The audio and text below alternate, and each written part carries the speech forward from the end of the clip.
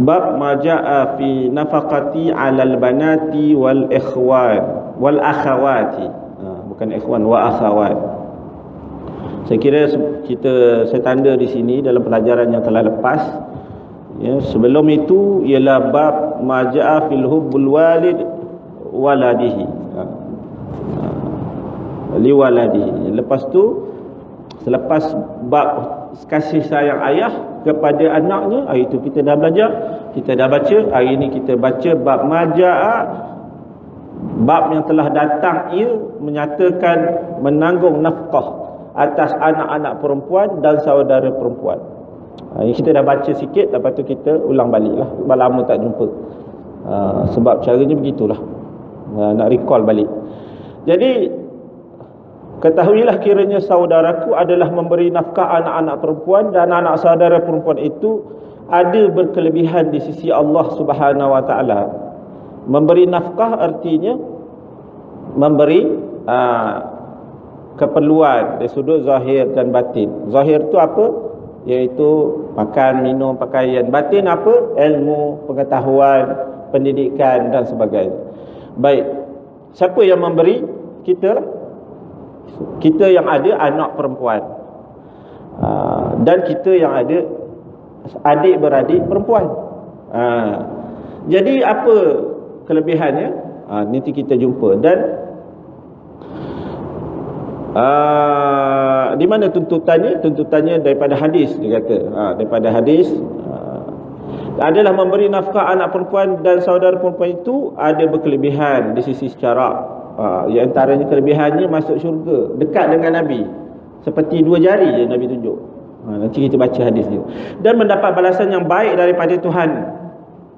Itu bermula dalil yang menunjukkan atas demikian itu ialah bermula dalil artinya dalil, hujah yang menunjukkan atas demikian itu ialah sebagai hadis yang dikeluarkan oleh Abu Isa At-Tirmidzi dengan katanya an Abi Sa'id Al-Khudri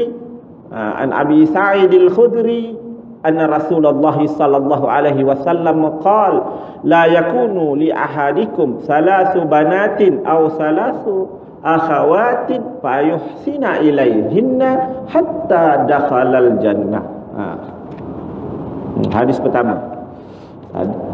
Dia kata diriwayatkan daripada seorang sahabat bagi Nabi sallallahu alaihi wasallam yang masyhur dengan nama Abi Sa'id Al-Khudri radhiyallahu anhu, bahawasanya Rasulullah sallallahu alaihi wasallam telah bersabda ia, tiada ada bagi seorang daripada sekalian kamu 3 anak perempuan atau 3 saudara perempuan, maka berbuat baik kepada mereka itu hingga masuk akan syurga. Kata Abu Isa, daripada bab ini ada riwayat daripada Siti Aisyah, ada riwayat yang lain, hadis yang sama daripada ni Abi Sa'id Al-Khudri, rawiul a'la dipanggil, perawi yang tertinggi itu terdekat dengan Nabi yang meriwayatkan. Ada juga hadis yang sama diriwayatkan perawi a'la oleh Sayyidatina Aisyah, isteri bagi Nabi sallallahu alaihi wasallam. Cerita yang sama juga. Ada juga dari Uqbah bin Amir, perawi a'la yang meriwayatkan hadis tu. Ada juga hadis periwayat a'la ini, hadis yang sama, cerita yang sama daripada Anas bin Malik. Dan ada juga daripada Sayyidina Jabir bin Abdullah. Ada juga daripada Abdullah bin Abbas, perawi a'la dia. Dan radhiyallahu anhum ajma'in, ramai lagi sahabat. Jadi hadis ini merupakan hadis sahih, sebab sahabat-sahabat Nabi ramai yang dengar, dan susur galurnya daripada mereka itu. Susur galurnya, jalur hadis itu sampai cerita yang sama, sebab tu dia jadi sahih. Kita kalau satu cerita datang daripada jalur yang berbeza, dan orang yang meriwayatkan tu semuanya baik-baik, siqah dipanggil, siqah, tamtaman, dobit tamtaman periwayat tu, seorang tu daripada, contohnya daripada satu kisah daripada Imam Gemerih, daripada jalur yang baik, Imam cerita dia sama, Pak Bilal, apa lagi orang baik, cikgu sekolah, apa lagi yang baik, ketua kampung, apa lagi orang baik, ketua bomba, ketua polis, cerita yang baik-baik. Dia jelas jalur di situ sampai pada kita satu cerita. Contohnya, ceritanya kereta api, landasan kereta api dah siap, contoh. Ataupun cerita apa-apa sahaja. Satu lagi jalur daripada kampung Jawa contohnya, pun daripada golongan yang baik-baik, sampai cerita yang sama. Landasan kereta api dah siap. Macam daripada taman yayasan pun sama. Jadi apakah cerita itu boleh dikatakan penipu, bohong, cerita yang bohong? Susah untuk ditolak. Susah untuk ditolak. Jadi bahkan ulama menyatakan bahawa hadis yang sahih daripada jalan yang betul ini, jalan yang pelbagai ini, kalau tolak hadis sahih, tolak lagi boleh jadi kafir. Sebab cerita tu cerita yang dah sahih-sahih sangat dah. Tiba-tiba kata tak, bukan daripada Nabi. Ataupun tak percaya dengan kisah Nabi tu. Dia kata kena hadis satu penilaian semula. Dia kata macam tu. Itu jaga-jaga. Lafaz yang sebegitu jangan nak ikut-ikut sangat. Lafaz dia mudah je. Hadis satu penilaian semula. Bahasa dia, kita ingat biasa-biasa je. Ertinya dia kata hadis tu tak betul, kena nilai semula. Kita pun sokong dia beli, lepas tu tunjuk ke anak-anak kita. Jaga. Ataupun cerita-cerita dalam tu menolak kisah-kisah hadis yang sahih, kita percaya. Jaga-jaga. Kalau jahil pun dosa besar. Dapat dosa jahil. Maka Rasulullah menyatakan bahawa dari riwayat yang pelbagai itu menyatakan bahawa kalau kamu, dia kata, tidak ada bagi seseorang kepada kamu 3 anak perempuan atau 3 saudara perempuan, adik-beradik perempuan, kita jaga. Kita jaga, maka masuk syurga. Senang masuk syurga. Masuk syurga ni pintu dia pelbagai sebenarnya. Banyak jalan masuk syurga. Pintu zikir, pintu taubat, pintu sabar, pintu macam-macam pintu boleh masuk syurga. Kenapa pergi masuk neraka? Kenapa pilih masuk neraka? Pintu untuk masuk syurga banyak. Pintu jihad, pintu fisabilillah, pintu apa lagi? Macam-macam pintu. Pintu malu, macam-macam pintu boleh masuk ke syurga Allah Subhanahu Wa Taala. Sebenarnya banyak benda baik. Hari ni kita belajar satu benda baik, buat baik kepada anak perempuan kita. Tapi cara dia bagaimana? Kena tengok. Berbuat baik kepada anak perempuan dan saudara perempuan itu bagaimana? Itu yang kita nak belajar, betul tak? Adalah berbuat baik, tapi kena juga tahu bermula-mula tu. Sebab zaman jahiliah dulu orang tak suka buat baik. Tak suka buat baik kepada anak perempuan ni atau adik perempuan. Bahkan kalau dapat anak perempuan, dia tanam anak perempuan tersebut. Dia benci. Kalau anak lelaki, berbangga-bangga. Tidak anak perempuan, anak lelaki sama je amanah daripada Allah Subhanahu Wa Taala. Saudara lelaki, saudara perempuan sama je amanah daripada Allah Subhanahu Wa Taala. Kurniaan daripada Allah Subhanahu Wa Taala. Kalau tak ada perempuan, mana ada lelaki? Iaitu cukupkan makan dan pakaian. Ni apa dia? Bagi pakaian, makan dan pakaian pada mereka, sara mereka yang halal atas kadar kuasamu. Yang halal kita bagi, bukan bagi yang haram. Jangan bagi daripada hasil judi, daripada riba, daripada jual arak, daripada mencuri, daripada helah, menipu, daripada tipu daya, helah, buat skim cepat kaya contoh kata. Lepas tu hasil tu dimakan. Ada juga yang dia rasa boleh kot dibuat, tak boleh. Guna kaedah, guna tipu skim cepat kaya, sara anak bini, dia bagi sedekah, masuk neraka. Masuk neraka juga, tu pun kena tahu juga. Itu yang kata tadi, nak masuk surga tertukar pergi masuk neraka sebab salah cara. Apa ke tidak? Kalau dah tak tahu jalan nak pergi sekolah, tukar berjalan pergi disko. Pergi disko sampai tak tahu jalan. Ataupun jalan nak ke utara, nak pergi utara terpergi selatan sebab tak tahu jalan, tak tahu pandu arah. Sekarang dah ada GPS. Dia kata GPS pun nak kena pandai tengok juga. Kita kena jawab juga. Kadang pandai dia menjawab. GPS pun kena pandai setting juga. Setting jalan dekat, jalan jauh. GPS pun kadang-kadang rosak juga. Kena tahu jalan dia. Begitu jalan, apatah lagi jalan menuju ke syurga. Syurga, jalan menuju redha Allah. Syurga ni kena minta. Walaupun syurga itu masih lagi makhluk, Tetapi Allah yang suruh minta syurga. Minta banyak-banyak. Minta syurga yang tinggi-tinggi. Baik. Pakaian yang halal atas kadar kuasamu. Makan dan pakaian. Sebab kalau bagi yang halal, yang haram, maka dia akan menjadi masuk neraka. Bahkan la tuqbalu solah min ghairi tuhur wala sadaqatin minal ghulul. Tidak diterima sembahyang kalau daripada tidak bersuci. Artinya tidak ambil sembahyang, tidak mandi wajib, pergi sembahyang. Tak terima. Hukum dia mula-mula kalau sengaja buat itu tak tahu, dosa besar. Tak tahu, sebab tak tahu. Ingatkan boleh, bedal je. Kadang tu dia sembahyang mayat misalnya, dia ingat boleh. Atau pun sembahyang apa-apa saja, solat tak boleh. Bahkan kalau buat tu kerana nak menghina, tujuannya nak menghina ibadah, kesucian ibadah solat itu, kafir hukumnya terus. Cuba buka kitab dalam bab tu. Bab sedekah pun ada, bab solat pun ada, dua-dua cerita yang sama. Begitu juga dalam bab pemberian, la tuqbalu, seperti mana la tuqbalu sadaqati minal ghulul, sama je hukum dia. Tak diterima sedekah pemberian itu daripada harta khianat. Ni kita kena beri yang halal. Biarlah kerja ketuk batu pun. Sebab ada hadis Rasulullah sallallahu alaihi wasallam, Rasulullah pernah salam dan Rasulullah cium seorang tangan tukang ketuk batu. Kerja dia ketuk batu, kuari tu, ketang keletung. Ketuk, tangan sampai pecah-pecah. Dapat hasil sikit saja untuk sara anak isterinya, anak perempuan, saudara perempuan, isteri dia, anak keluarga dia. Rasulullah cium, tangan tu masuk surga. Tangan tu masuk surga. Orang tu, kalau dah tangan masuk surga, orang pun masuk surga juga.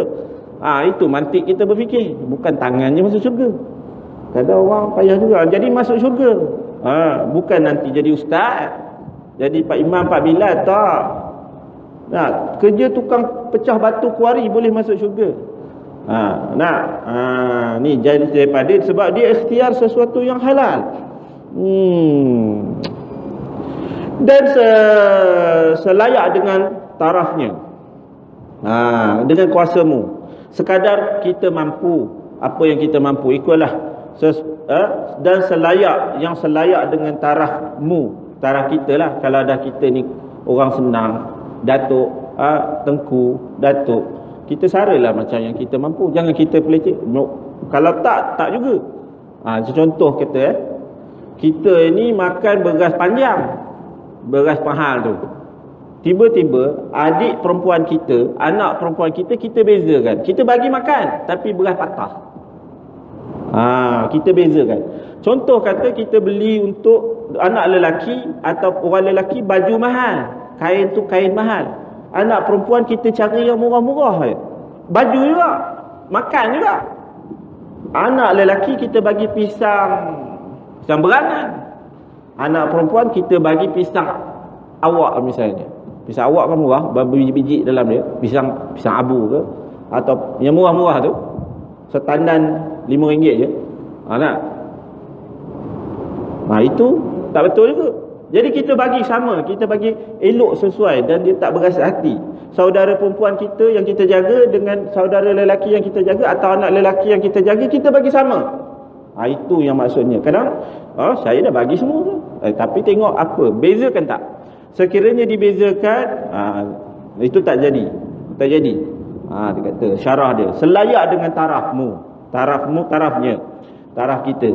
Kalau dia taraf dia macam tu, kita bagi sesuai dengan taraf. Dan bercampur gaul, dan tanggung apa lagi buat baik tu, bercampur gaul dengan dia dalam baik. Kita bercampur gaul, kita tegur siapa, kita bergurau, kita ajak jalan, kita bawa ziarah. Kalau kita kata pergi tengok jalan-jalan di muka bumi Allah ni, contoh di pantai laut ke, di gunung ke, di mana-mana lah kita bawa juga. Kita naikkan dalam kereta kita sama. Kalau naik motor sama. Kalau naik kereta sama. Naik bas sama. Dia tak beza-bezakan. Macam anak kita juga, macam anak lelaki, anak perempuan kita sama. Kita jaga baik-baik. Dan kita marah pada tempat yang patut dimarah. Contohnya tak solat lambat, kita marah. Di sini tak solat, dah umur 10 tahun ni, 7 tahun ni, kena suruh solat. Dah 10 tahun, boleh. Boleh ingatkan dia. Tak. Boleh ingatkan dia. Ataupun boleh rotan tempat-tempat yang jangan kadar melukakan dia. Di mana? Di tapak tangan, di punggung. Tapi jangan sampai ke lebam-lebam. Rotan tu tunjuk-tunjuk je, rotan isyarat je. Nanti dia ingat. Dan dia sayang pada kita, dia sayang pada tuan-tuan. Yang tak rotan tu nanti dia benci. Kita tak rotan, tapi besar esok dia benci kat kita. Kat neraka esok ditarik kita masuk neraka. Tapi kalau kita rotan kuat-kuat sangat sampai mendera, dia benci juga. Jadi rotan tu isyarat sahaja. Ataupun kalau dulu ayah saya ataupun guru saya dulu, dia baca bismillah dulu. Mari sini, dia kata subuh lambat ya, mari sini, angkat tangan, gawatan bismillahirrahmanirrahim. Ustaz rotan kamu sebab kamu lambat solat, melalaikan solat dengan apa? Lepek slow je. Tapi ingat sampai sekarang. Ni saya sebut ni tuan-tuan, ingat sampai sekarang, tanda saya ingat. Tuan-tuan kalau buat tuan-tuan, anak pun tuan-tuan ingat. Dia sayang tuan-tuan. Ayah aku sayang pada aku, dia sanggup rotan. Dalam keadaan sayang dia rotan juga. Aduh. Kan? Tuan-tuan macam mana kalau rasa tengah sayang tiba-tiba rotan anak tuan-tuan? Dia sakit ke tuan-tuan sakit? Tuan-tuan pun sakit. Seperti mana kisah Saidina Umar. Saidina Umar, anak dia pada satu ketika, Umar Abdul Aziz tak silap ke Saidina Umar Abdul Khattab? Umar Abdul Aziz tak silap saya. Abdul Khattab. Satu ketika rampasan perang, adalah banyak harta-harta ni. Antara tu bijirin ataupun buah hasil buah apple. Dekat negara Arab banyak apple sebenarnya. Apple, tufah. Jadi buah apple tu anak dia ambil masuk mulut dia makan. Ngap. Saidina Umar korek daripada mulut. Ada korek bawa keluar. Lepas tu seorang tegur, ya khalifah. Dia kata, wahai khalifah, kenapalah dimarahkan budak kecil tu? Apa dia kata, aku takut, dia kata nanti aku di akhirat esok aku didakwa sebab tidak amanah akan harta ini, harta rakyat ini. Dikorek daripada mulut anak dia sendiri, padahal apalah sangat satu gigit budak kecil. Nah, kalau biar pun buruk juga. Tapi tidak dikeluarkan. Dia kata, ketahuilah masa aku korek tanganku masukkan tangan aku ke mulut dia tadi, keluarkan apple yang di dalam budak kecil itu tadi, anak aku tadi macam nak cabut jantung aku rasa. Macam aku seolah-olah mencabut jantungku sendiri. Rasa. Tetapi kerana Allah Subhanahu Wa Taala, maka aku buat juga. Kerana amanah, tak nak dia makan benda yang haram. Tak nak dipertanggungjawabkan di akhirat kelak. Jadi begitulah. Saya nak cerita bapak ni, kita ni, kalau kita rotan anak kita ni, anak-anak pun dengar. Anak-anak, kalau bapak ayah rotan, ayah ibu yang rotan, sebenarnya bukan kamu saja sakit, tetapi ayah pun sakit. Tetapi ayah buat juga demi Allah Subhanahu Wa Taala. Begitulah kita. Insya-Allah tuan-tuan, nanti anak kita sayang sangat dengan kita. Dia yang kita rotan itulah yang akan jaga kita. Tapi jangan rotan melampau-lampau sampai patah riuk. Jangan rotan di biji mata ke apa. Rotan di tapak tangan, di punggung, tempat-tempat yang tidak memberi kesan kekal. Perlahan-perlahan saja, isyarat saja. Lepas tu kebiasaannya sekali dua je, lepas tu tak ada dah. Angkat nampak rotan tu pun dia tu solat lah.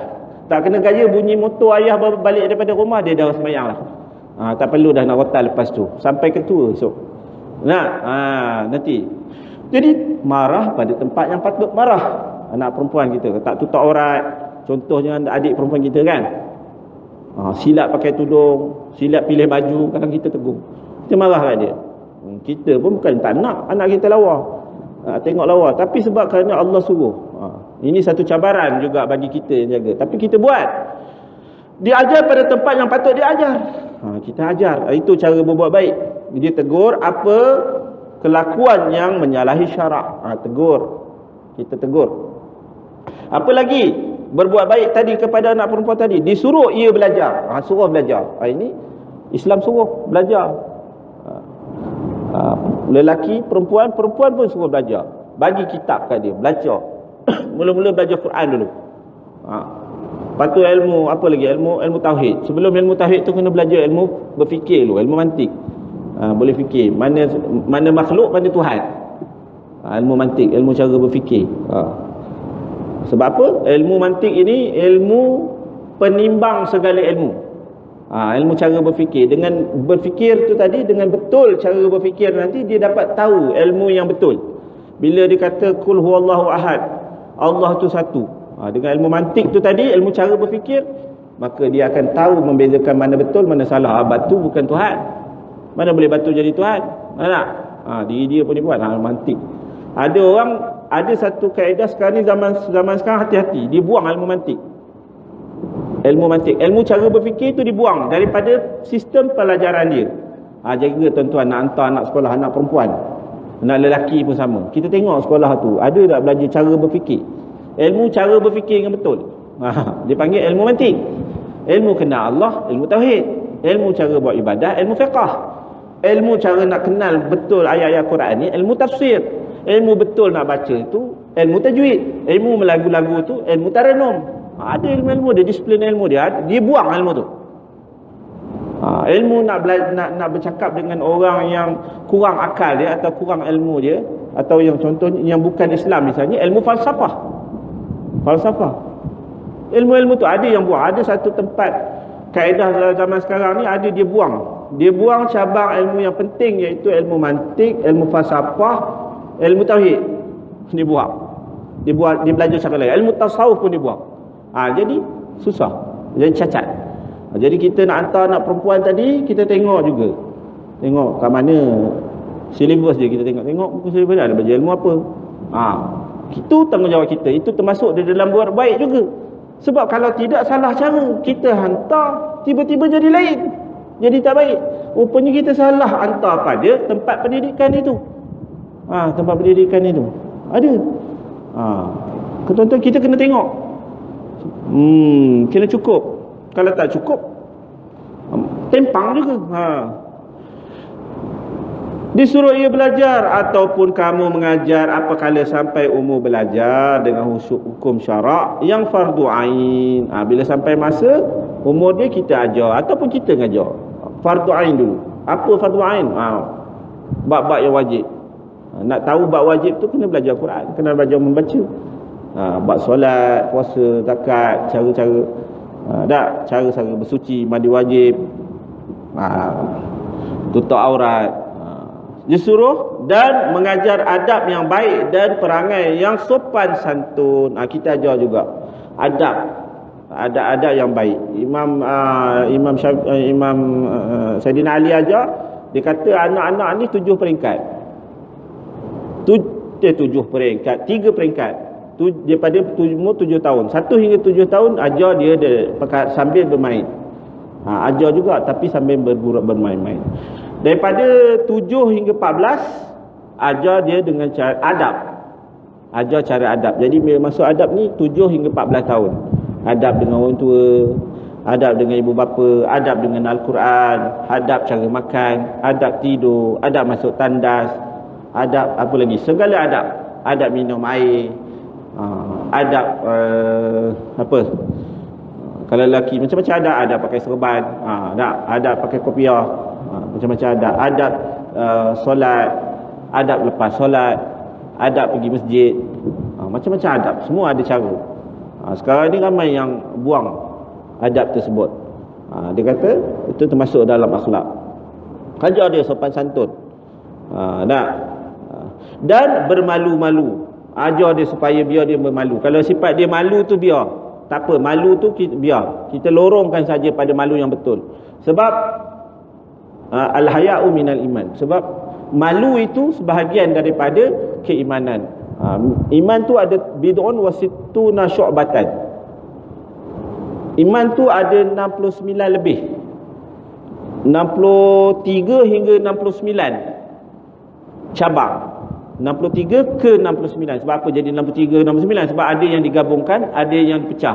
Kan? Jadi siapa yang gabung jadi pendeklah 63. Siapa yang pecahkan pecahan-pecahan iman tu dia dipecahkan lagi, dia akan jadi 69. Sebab tu hadis kata al-imanu bid'un wa sittuna syu'batan wal haya'u syu'batan minal iman. Dia kata iman tu ada 70 lebih, 73 hingga 79. Bid'un artinya angka 3 hingga 9. Jadi salah satu cabang dia ialah malu. Sebab malu ini dapat menyelamatkan dia nanti. Dengan adanya malu itu menyelamatkan maruah dia, menyelamatkan diri dia. Biar dia ajar malu. Kalau tak ada, macam tak malu je rupanya tu, kita ajar supaya dia malu. Dan maka tidak bercampur dengan anak-anak dan saudara perempuan itu sebagai campuran orang-orang fasik. Bercampur dengan cara-cara yang betul. Jangan campur dengan seperti bergaul seperti orang fasik, sampai tak kena adab mak ayah. Diberi ia seperti orang fasik, diberi ia tidak malu. Contoh orang fasik ni, dia ajar benda-benda yang tak malu. Dia ajar lagi benda, biar jangan malu. Biar macam di Jepun ada satu, kalau umur satu ketika dia ajak mandi sama-sama. Biar pakai, tak payah pakai baju. Ayah dengan anak semua tak payah pakai baju, semua sama. Mak pun sama, satu tempat. Tak betul. Salah tu. Ataupun pergi satu pantai semua tak payah pakai baju semua. Itu salah. Itu cara orang yang salah. Itu satu pemikiran yang salah. Itu satu ideologi yang salah. Jadi Islam ajar tak, sampai besar kita ajar adab sempadan dia. Ini masuk bilik ibu, bilik ayah, lepas subuh bagi salam. Ketuk masuk bagi salam dulu. Jangan mudah-mudah masuk bilik ayah ibu. Lepas subuh, lepas isyak, adab dia. Mandi suruh pakai tutup aurat. Tutup aurat. Terutama kalau bilik air itu macam boleh berlaku, itu ada khilaf tu. Kalau bilik air itu tertutup rapat, dalam pendapat Imam Syafi'i, tak apa.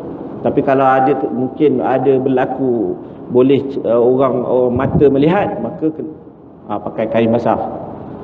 Pakai makruh kalau tak pakai. Kita ajar dia makruh.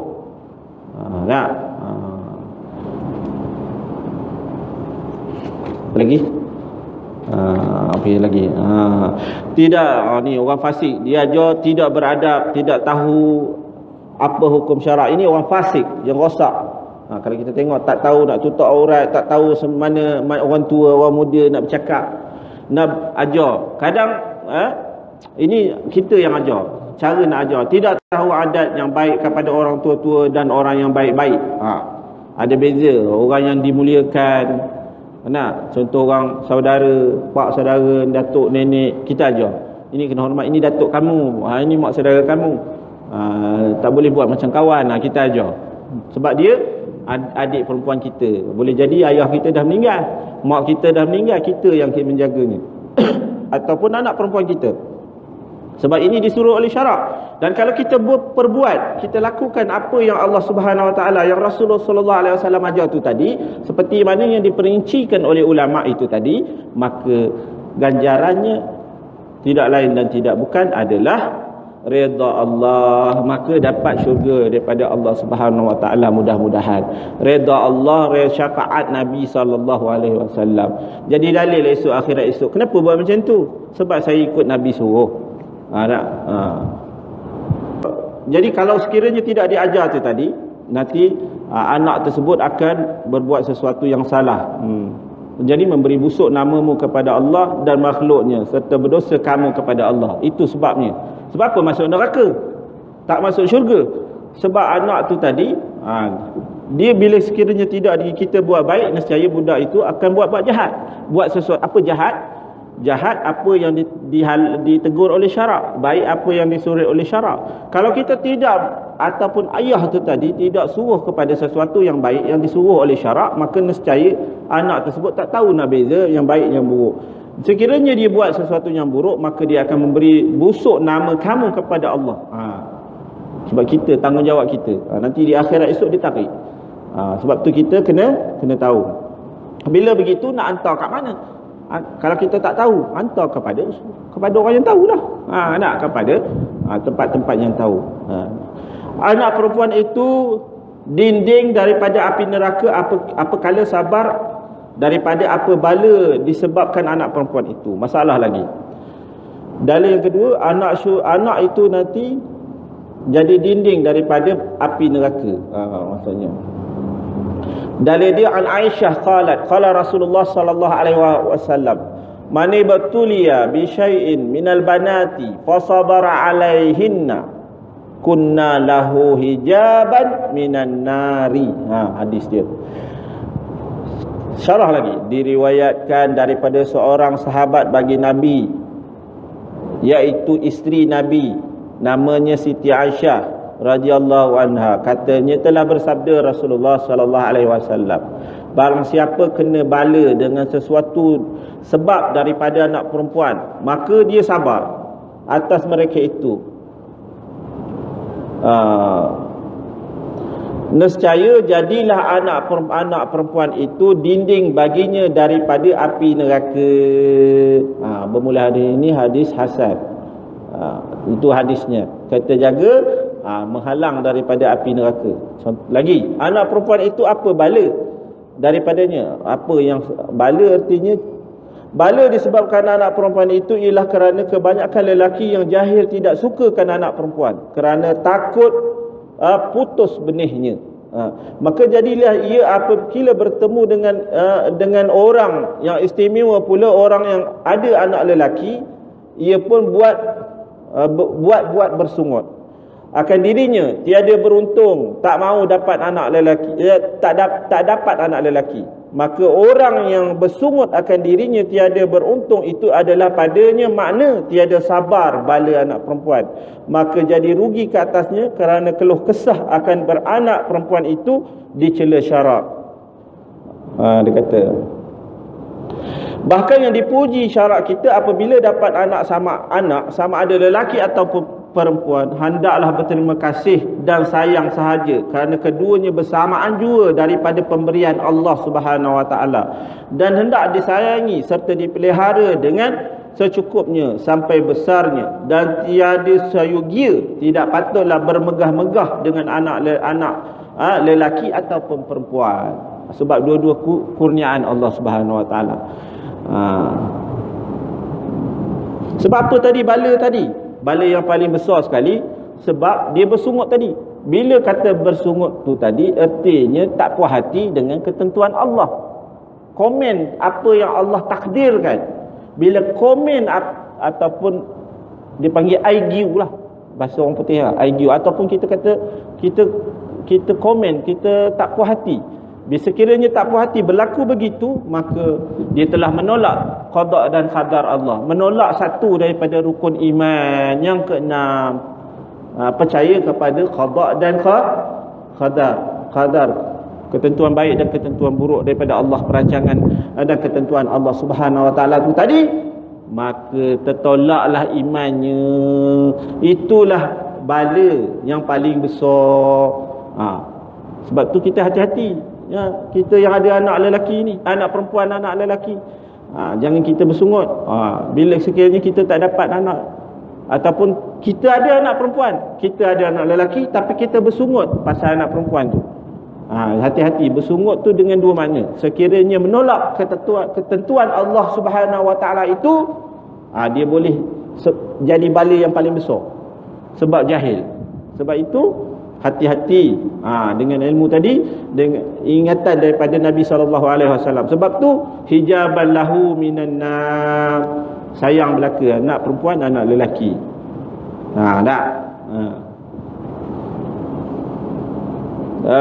Mencukupkan pelihara dari Syaih. Mencukupkan pelihara jika ada dua anak perempuan. Baik, saya baca lagi. Dia kata yang sebab saya dah sebut tadi kan, dalil dia masuk syurga dekat dengan Nabi kan. Dia kata, saya baca matan ni, syarah dia saya tak baca. Daripada Sayyidina Anas, sabda Nabi SAW, man ala jariyataini dakhaltu ana wa huwa jannah kahataini wa asyara bi asabu'aihi. Rasulullah menyatakan bahawa barang siapa yang jaga dua anak perempuan, hadis yang lain kata dua sahaja, dua je jaga anak perempuan, masuk dia dalam syurga dengan baik tadi, masuk syurga, dan dia bersama dengan aku, dengan baginda Nabi SAW macam ni. Dan ditunjuk dua jari, rapatnya, dekatnya dengan Nabi SAW. Tapi dua jari itu ada syarah. Macam mana? Jadi bukan calang-calang.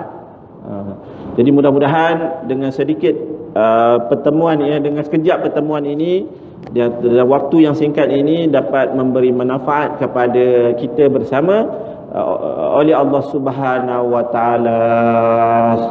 Allahumma inna nastaiduka ma qara'na wa ma hafazna fardurhu alaina inda ma hajati ilaihi wa sallallahu ala sayyidina Muhammad wa ala alihi wa sahbihi ajma'in walhamdulillahi rabbil alamin. Kita tangguhkan dengan tasbih kafarah dan suratul Asr. Wabillahi taufik wal hidayah. Wassalamualaikum warahmatullahi taala wabarakatuh.